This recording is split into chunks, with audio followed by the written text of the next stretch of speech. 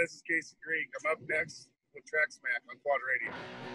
Hello and welcome to the voice of the ATV Racing Nation, quadradio.net, and welcome to Track Smack here on Quad Radio. Our guest, Casey Greek from Impact Solutions, and of course from around the ATV racing industry, of course. And before we get into that, I want to take this opportunity to say thanks to many special folks that have helped make Quad Radio possible this year, and these are just a few, of course, and we've got a lot more. But, of course, do want to say thanks to our good friends at DP Brakes, the first, the best, and the leader in centered braking technology. You can find all your DP brake products at, of course, any Parts Unlimited dealer. Also want to say thanks to our good friends at Root River Racing, and don't forget the Ride with Root River program details are available and up on the Root River Facebook page. Be sure and check that out. Also want to take this opportunity to say thanks to 88 Live to Ride, racing toward rider safety. And, of course, a special thanks to our friends at JSR Moto Design. Nerf bars, actually customized Nerf bar nets, and also customized apparel. And want to say thanks to them for the hats, the shirt you see here, and all the great things that they are bringing to Quad Radio as far as swag is concerned. And, of course, want to take a chance to say thanks to our good friends at Impact Solutions as well.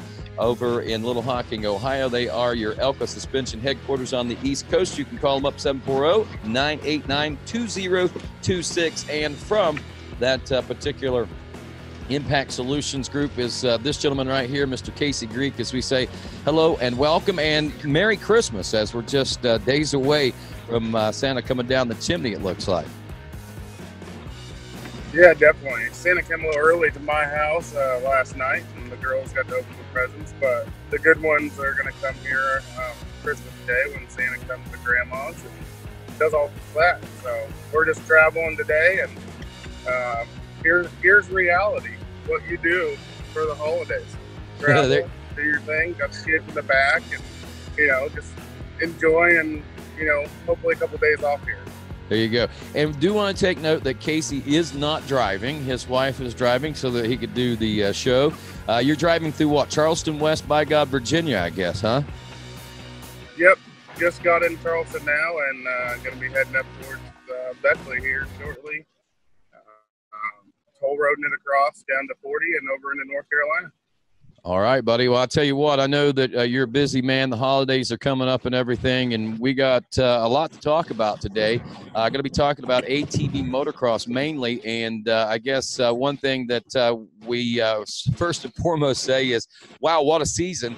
A lot of crazy things going on. Had a cancellation of Muddy Creek Raceway and had a championship pulled out of nowhere by Chad Wienen to capture his 6th championship title. And what an amazing season. I mean, that's just kind of it in a nutshell, but there were so many other things that took place out there.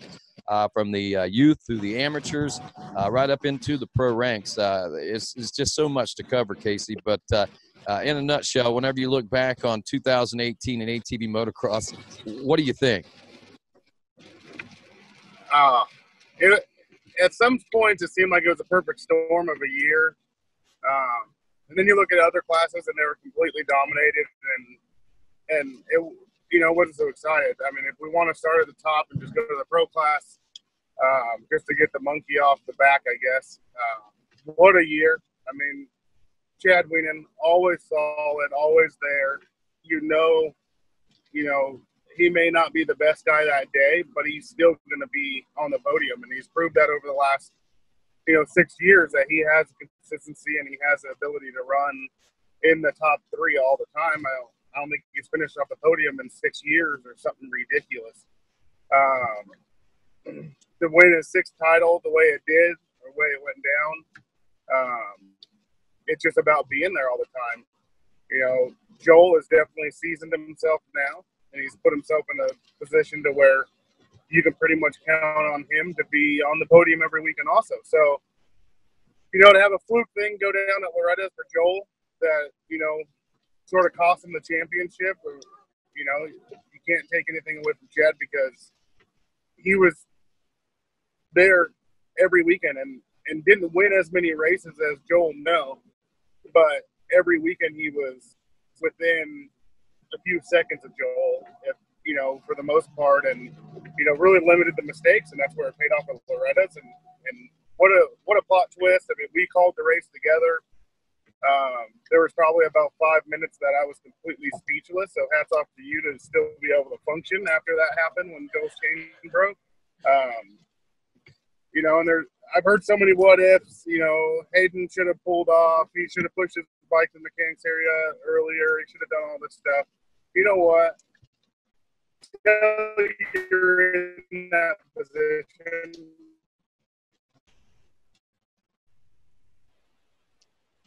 kind of lost you there, Casey. We thought we was going to be good. Can't say. I mean, I said they need to pull Hayden. Those guys are under the pressure, and you know, at any different time.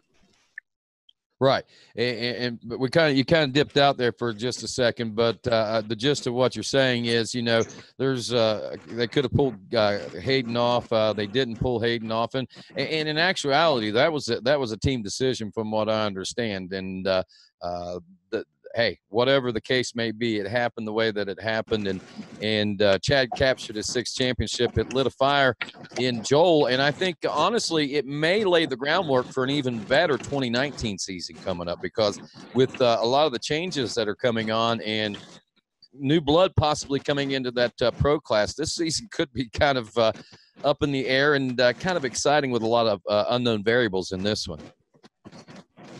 Oh, absolutely. I mean, you got a fleet of new, you know, young talent coming to that pro class, which is it's going to be awesome and to make it interesting. And you got some really good starters coming in there too. And we've seen some good starts from, you know, pro rookies last year. Wesley Wolf at Loretta's got some good starts. Dylan Smellin got quite a few good starts, and that always shakes things up. And you know, next year with Alan Myers, he's coming up in the pro class. Troy Hill.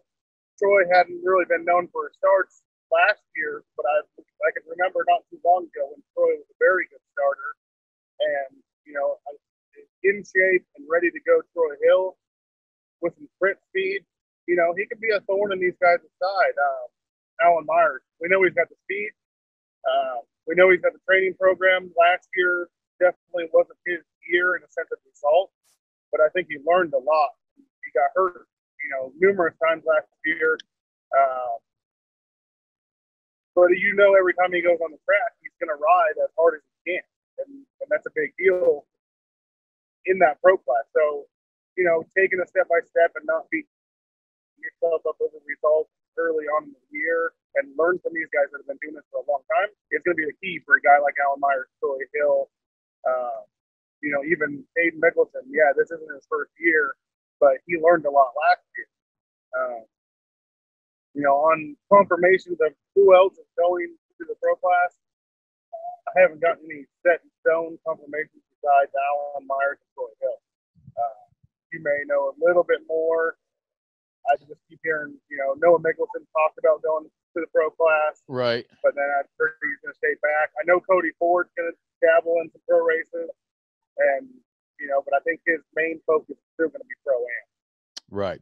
Right. And I've heard a lot of the same things, and I don't want to go out on any limbs right now and put people on the spot and things like that. So I'm not going to do that. I do know that my plans are after the first of the year, I'm going to obviously be talking to a lot of these guys. I'm going to try to do a quad radio show if funds allow for that.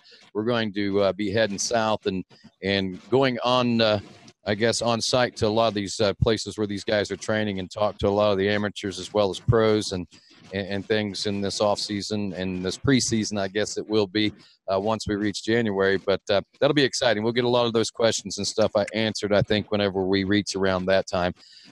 Speaking of next season, new riders, a little bit different look to the schedule this year.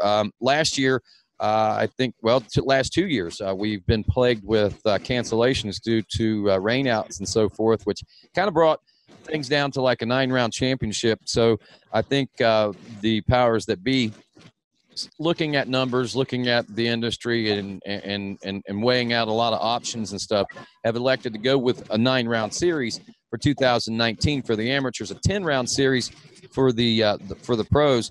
And actually, I guess it's probably an 8-round series for the amateurs, is it not? 8 rounds. Yeah, 8 rounds for the amateurs, 10 rounds for the pros. They'll be at Daytona. There will not be any amateur racing at Daytona, and they will be at the Ironman motocross national finale, the two-wheel, the Lucas Oil Motocross National Finale in August.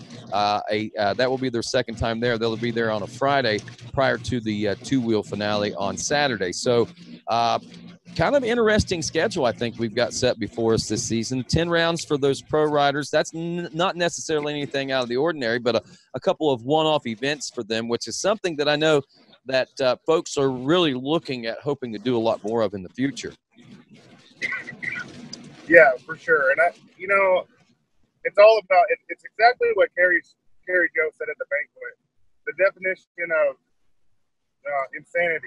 Continue to do the same thing over and over again, and with no different result. So now it's time to create a different result, and showcasing this pro class at Daytona with the vintage bike stuff. And people are like, "Oh, it's just a sideshow," or it's vintage bikes. Who cares? If you go and look at the craze around the vintage bikes, it's huge. And that's a big deal for the ATV motocross industry and ATV industry in itself. And what a lot of people don't understand is these vintage bike guys have been around ATVs for a very long time, for the likes of Doug Gus, Gary Denton, the older generation of ATV motocross were raised with these guys. And so they know what ATV motocross is, and there's going to be a lot of people there, and then there's also going to be a new wave of people that introduce ATV motocross too. So hats off for Racer Productions, as a promoter group, and starting a different plan. Anytime that we can be featured at a pro motocross race, such as the Ironman race that they're going to have for pro motocross with ATV motocross, being showcased and being able to show their talents and what these guys can do on an ATV, it's beneficial to our series altogether. And then slowing it down and doing 8 rounds for the ATV motocross to save a little bit of the cost, a little bit of the travel. There's nothing wrong with that either. Let's see those 8 rounds be, full entries and big. And then if we can do that and it's only 8 rounds, we can keep it 8 rounds. Or if now we're starting to fill gates up and stuff and we want to broaden it back out to 10 rounds, the promoters group's not going to have a problem doing that. But when we're not filling the gates and filling up the entries and the parking lots, let's reduce. And that's what they're doing. Reduce it down a little bit, save some people some money, and bring it in, which, we're all about trying to save some money right now.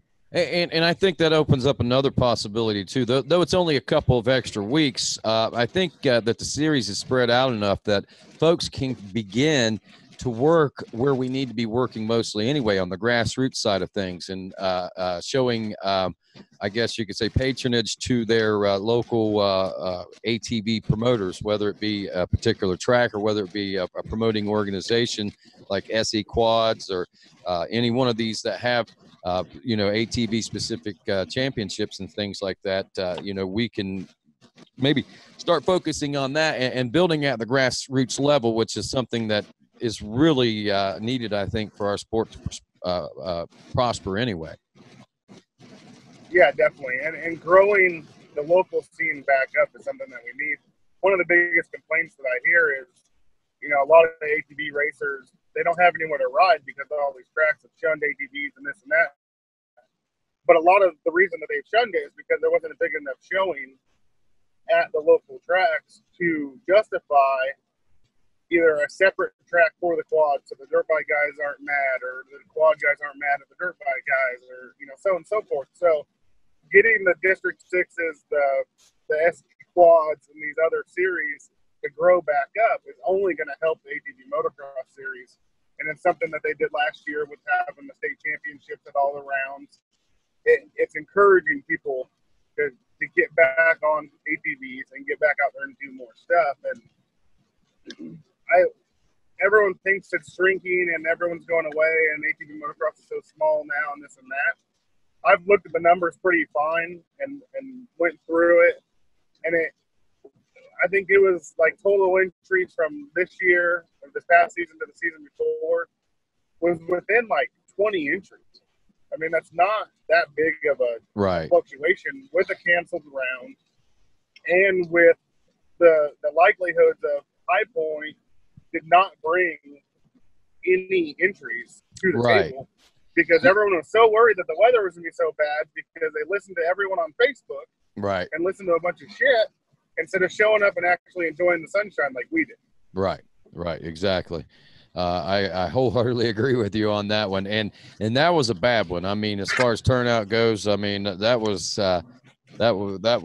pretty pitiful. I was a little disappointed in the local support from that one in the ATV Racing Nation. But hey, I get it, man. You were, I don't know, gun shy, I guess, from them canceling the year before. But regardless, it's not on there this year, so it doesn't matter. So, yeah.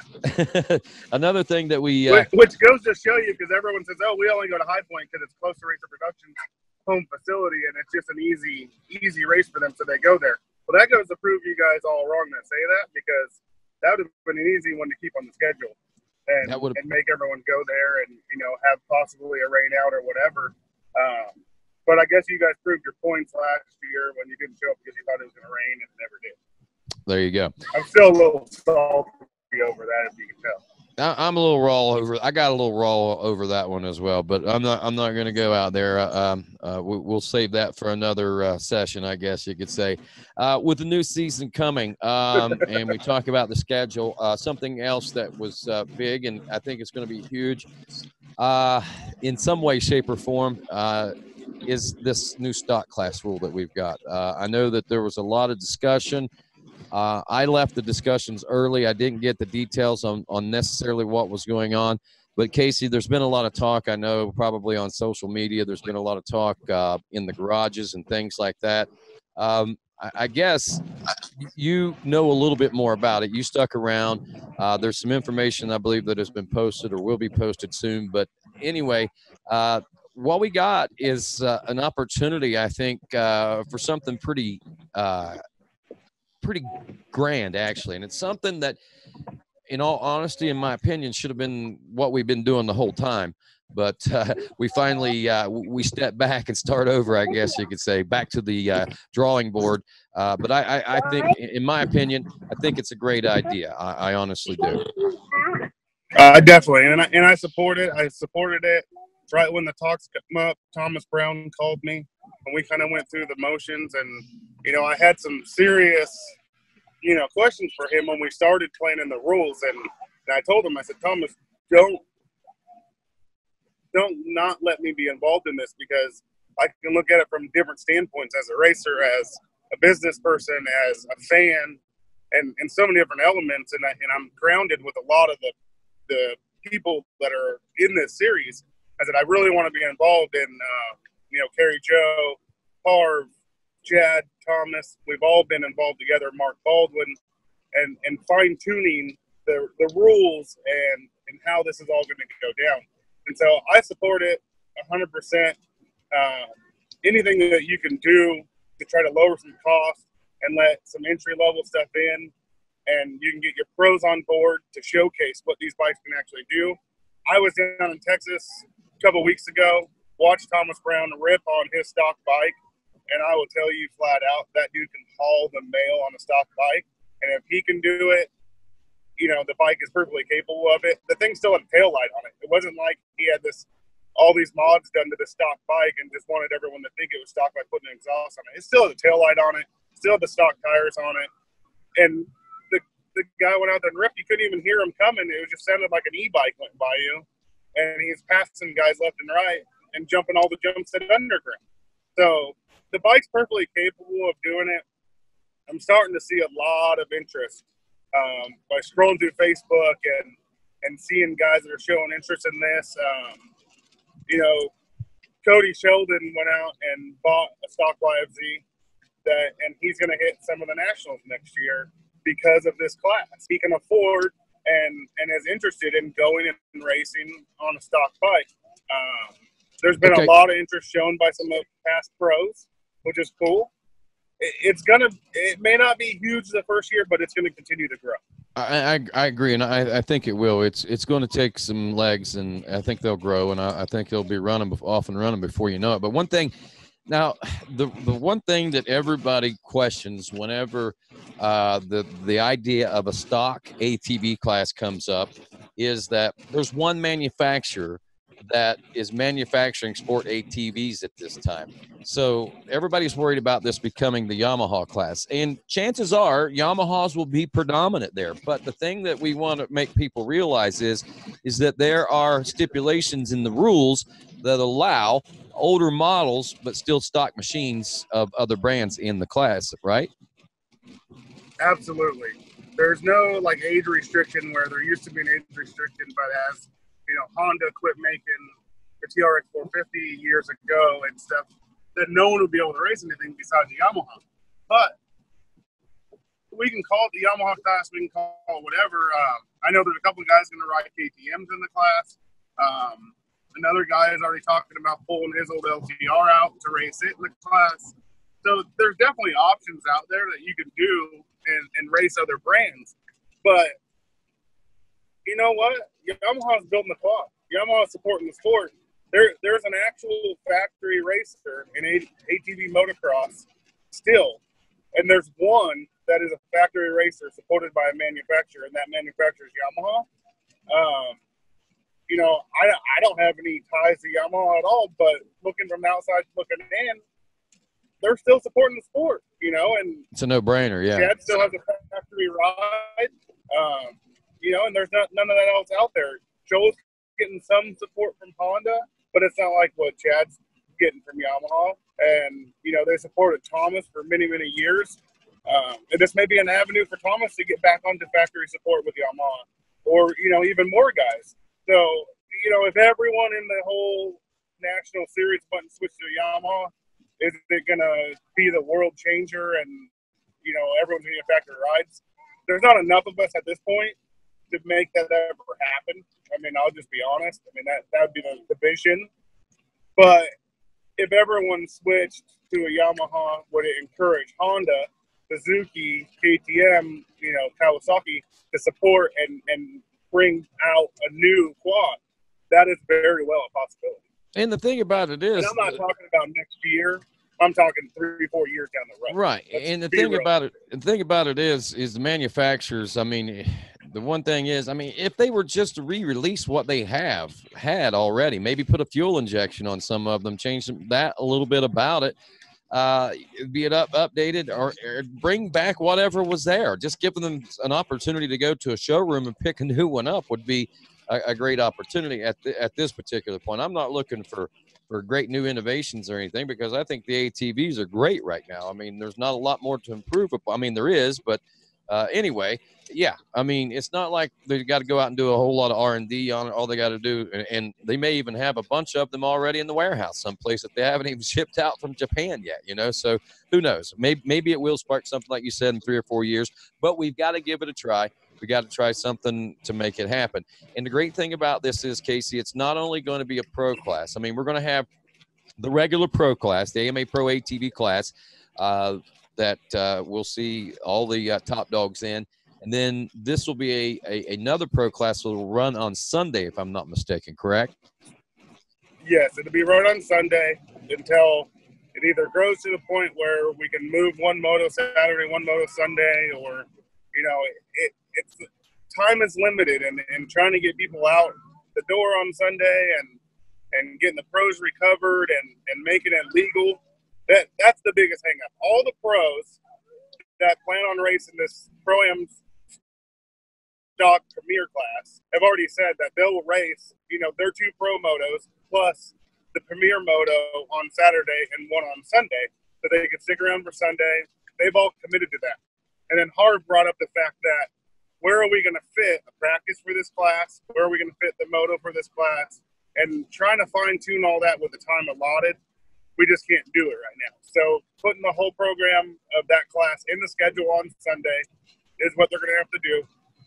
The Pro-Am guys that are strictly focusing on Pro-Am are not going to like that idea if they got to race 2 Pro-Am motos and 2 Pro-Am Premier motos on a stock bike. So there's going to be some growing pains, and there's going to be some Pro-Am guys that aren't very happy about it. But, it's only 6 laps. It's not going to be a super long race. It's more about showcasing what these bikes can do. There is going to be a pro purse. It's not going to be a monstrous pro purse as of right now. but that doesn't mean that we might not get someone to jump in and support a pro first for that class to encourage it. And then, you know, you're also going to be allowed to race that race on the referee's discretion. As an A-class guy, you can race against Chad and Thomas and the pros that are racing that. And as a Pro-Am guy, you can race that. And then you're in a situation with the A-class guys that they're going to be able to race the other stock class, which is going to allow, you know, someone with a stock bike to have two classes right off the bat to race. And then your C-class guys will be able to race the production stock C class and the production stock class, the next level up. So you'll be able to race against guys, you know, a little faster to get that experience, but on equal equipment. So you can start to showcase your talents and your abilities on these stock bikes. Now, what does that do as far as the amount of classes that are going to be offered? Are there more now? Have they taken some away to compensate for the new classes? What's going on there?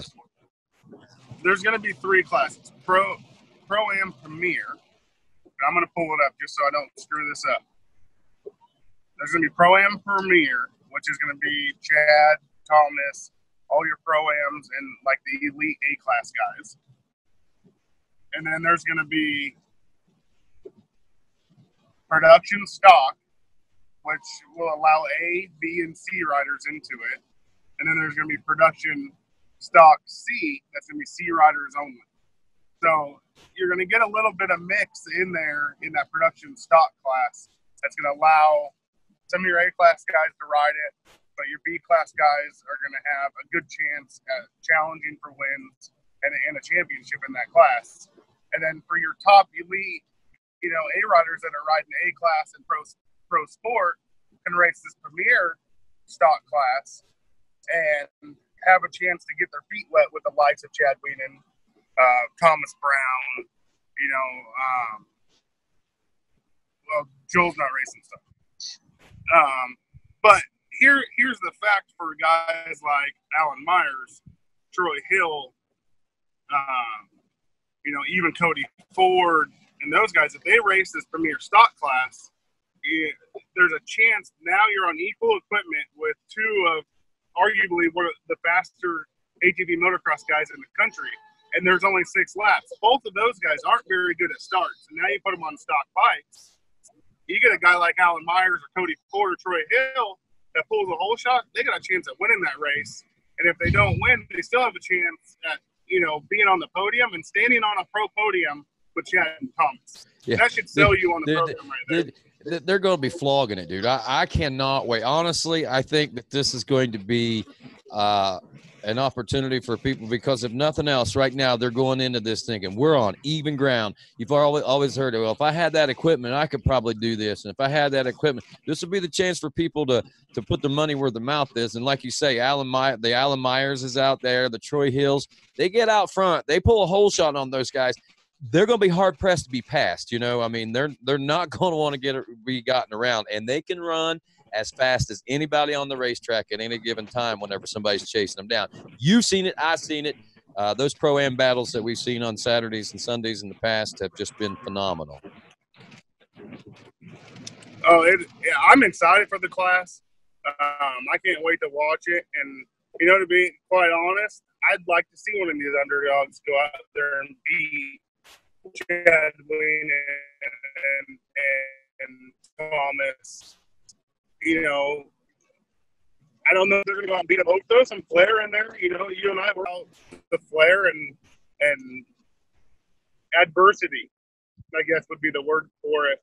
And, you know, how cool for a first-year pro. And I just keep using Alan Myers because it's the easiest target here. Right. Alan Myers goes out and wins this class, you know, wins a moto or wins an overall.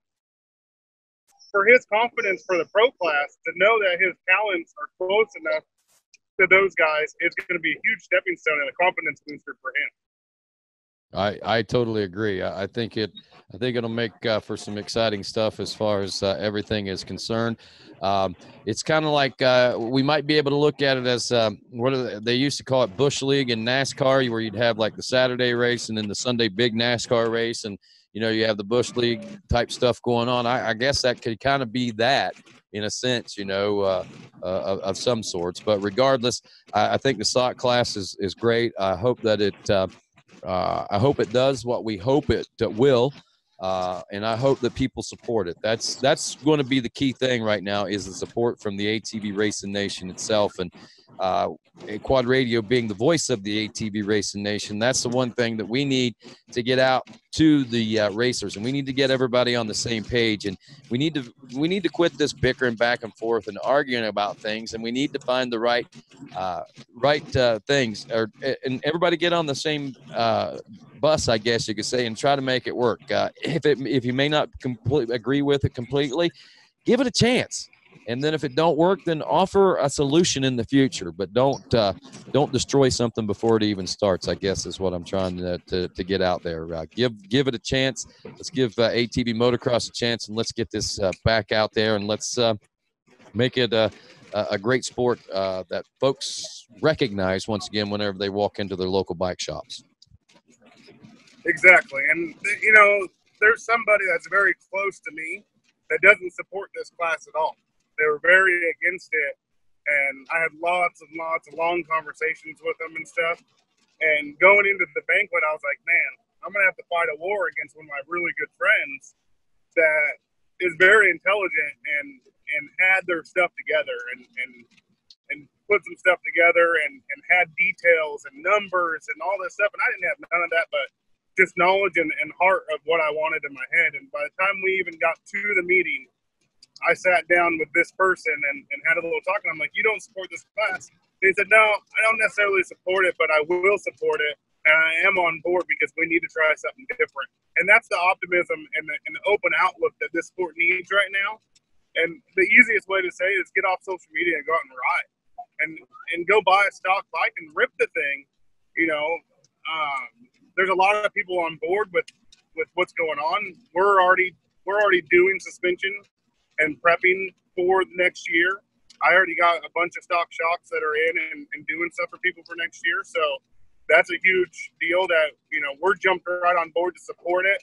I know Baldwin's supporting it. We've been in plenty of meetings together and went through all these rules with a fine-tooth comb, and between,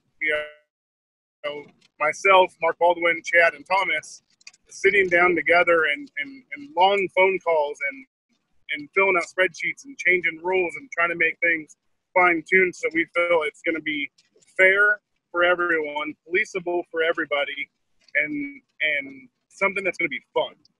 And that's what we need to have, is fun back into this sport. And I'll dwell on it again and again. Social media is taking the fun out of this sport because everyone's got a voice, and we just need to ride. That's the biggest thing. There you go. I like that. I like that a lot. Well, I guess that would probably be your parting shot, I guess you could say, if we were going to ask you what your parting shot was, huh, Casey? Yeah. Go out and ride and just enjoy the sport for what it is. And, I'm so ate up with it, and I don't even ride. This is my life passion. It's what I do. I mean, you could ask my wife. She's sitting here right next to me, and she'll tell you all day long, this is what drives me every day. But it's just loving the people that are involved and the atmosphere that it brings and the environment for the kids. So not to get super mushy, we can go on. It is the holidays, but we will cut you off there, brother. That's awesome, dude. Thank you very much. Also, Impact Solutions, get your stuff. You guys doing all that stuff over there for Elka Suspension. Who knows working in the shop now? Mainly it's me and Jaden Walraven and Jay Goebel, obviously. Jay's definitely the brains of the operation, and he keeps me in line and keeps things, going for the future. And I'm handling most of the day-to-day operations with the Elka service side of it, and then the tuning side of it. Jay steps in and helps me with the tuning, and then the development of this package for the stock shocks that we've been working on since this came up. I told Jay right then, I said, we need to have the best package out there for ATV motocross stock revalve shocks. And we went to right to the stone right then and started working on it. We're working with an awesome group of people next year with the riders that we have under our umbrella. It's unbelievable the support that I've gotten shown from, people and racers around us. And, people hitting us up, hey, we want to work with you and we want to do this. And with Elka stepping their support up this year and the riders that we have a very small group of riders that are going to get a lot of support and a lot of help. And it's really going to showcase next year. And then with the stock class stuff, I hope we have everyone in that class on our stuff, obviously. I mean, that's obviously the goal. But we have put the time in and put a package together for that class. So I'm really, really excited about next year. Awesome. Give Impact Solutions a call at 740-989-2026. Any other way they can get a hold of you, Casey? What was that, Rodney? Sorry, I got a telephone number. I know they can call you at 989-2026. Is there any other way, like email or anything that they can get a hold of you? They can email me directly at Casey@ImpactSolutionsATV.com. Instagram, Impact Solutions, Facebook, Impact Solutions. I like talking on the phone to people. I get a better vibe with them. I feel like they can get, a little bit more feel for me. I don't care for email, but shoot me an email and tell me to call you, and I'll call you. All righty, sounds good, my Pretty friend. simple. Sounds real good. Well, that'll do it for Track Smack. I'm Rodney Tomlin. That's Casey Greek. This is Quad Radio.